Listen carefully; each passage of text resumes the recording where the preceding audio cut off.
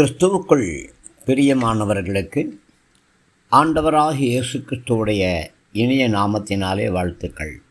எல்லாம் எப்படி இருக்கிறீங்க? நல்லா இருக்கிறீங்களா? காலை நேரத்தில் காஃபி சாப்பிட்டீங்களா? இந்த நாளின் தியானத்திற்காக நாம் எடுத்துக்கொண்ட வேத பகுதி சங்கீதங்களுடைய புஸ்தகம் 89வது சங்கீதம் 24வது வசனம். என் உண்மையும் என் கிருபையும் அவனோடு இருக்கும், என் நாமத்தினாலே அவன் கொம்பு உயரும். 23வது வசனத்திலே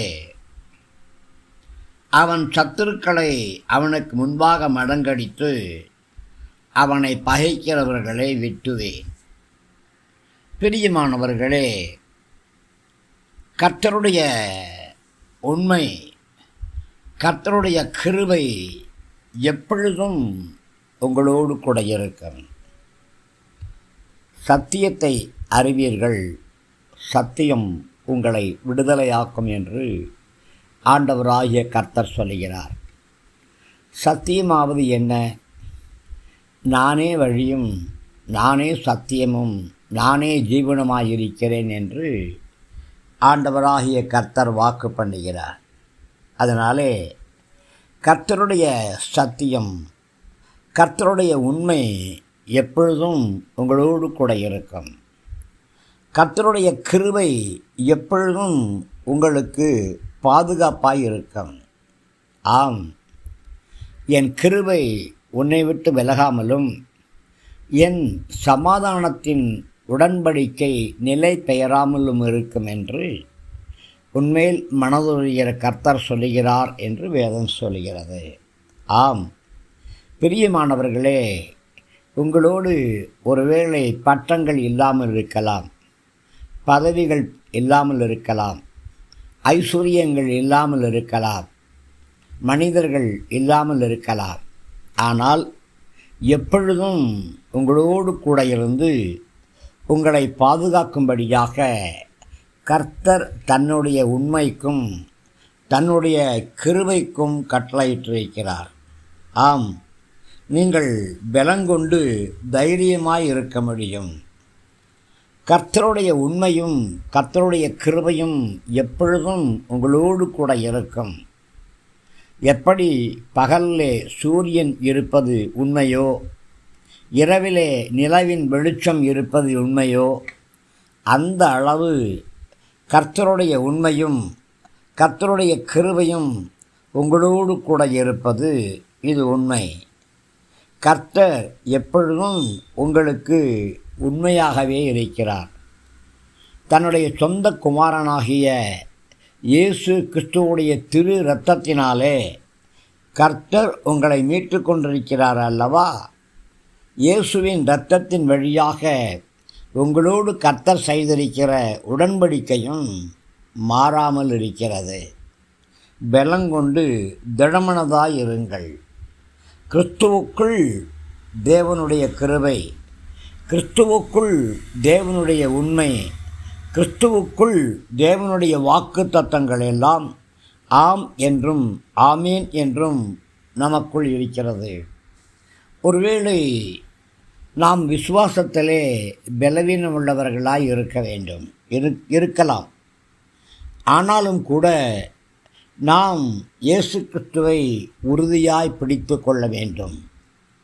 சிக்கென்று இறுகப் பிடித்தேன், இனி என்னை விட்டு எங்கனம் நீர் எழும்ப முடியும் என்று சொல்லி தைரியமாய் கேட்க வேண்டும். நான் உன்னை விட்டு விலகாமலும் உன்னை கைவிடாமலும் இருப்பேன் என்று சொல்லியிருக்கிறார் அல்லவா? என் ஜனங்கள் நான் அளிக்கக்கூடிய நன்மையினாலே திருப்தியாவார்கள் என்று சொல்லப்பட்டிருக்கிறது அல்லவா? இவைகளை நீங்கள் உறுதியாய் பிடித்து கொள்ளுங்கள். நித்திய மாட்சிமையாக, நித்திய மகிழ்ச்சியாக, ஆண்டவரே என்னை நீர் வைத்திருக்கிறீரே, அதற்காக ஸ்தோத்திரம் என்று சொல்லி எப்பொழுதுமே கர்த்தரை மகிமைப்படுத்துங்கள். எந்த சூழ்நிலைகள் இருந்தாலும், எந்த நெருக்கங்கள் இருந்தாலும், ஆண்டவராகிய கர்த்தர் எனக்கு சொன்னதை செய்யும் வரைக்கும் என்னை விட்டு விலக மாட்டார், என்னை கைவிட மாட்டார் என்ற விசுவாசம் உங்களுக்கு இருக்க வேண்டும். தேவனுடைய கிருபை இயேசு கிறிஸ்துவுக்குள்ளாக நமக்கு வாக்கு பண்ணப்பட்டிருக்கிறது. நம்முடைய ஆவிக்குரிய ஆசீர்வாதங்கள் எல்லாம் ஏதோ 7 மலை தாண்டி 7 கடல் தாண்டி மந்திரவாதியின் கிளிக்கூண்டில் இல்லை.